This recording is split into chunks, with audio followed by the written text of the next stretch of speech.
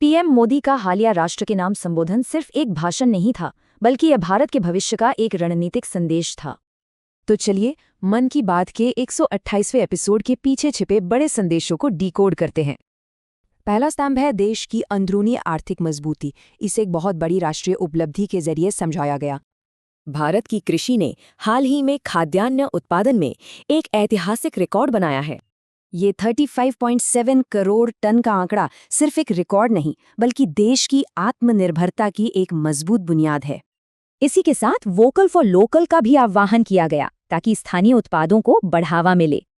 तो संकेत साफ हैं, कृषि से लेकर घरेलू अर्थव्यवस्था तक आत्मनिर्भरता पर लगातार जोर दिया जा रहा है।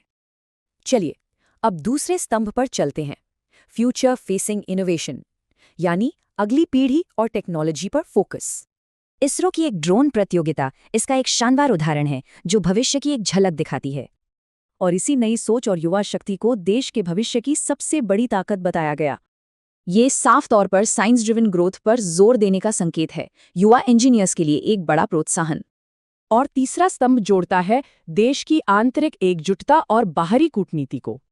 एक तरफ विंटर टूरिज्म जैसे घरेलू मुद्दों को बढ़ावा दिया गया, वहीं दूसरी तरफ वैश्विक रिश्तों पर भी ध्यान दिया गया, जैसे कि ऑस्ट्रेलिया के प्रधानमंत्री एंथनी एल्बनीज को उनकी शादी पर व्यक्तिगत तौर पर बधाई देना।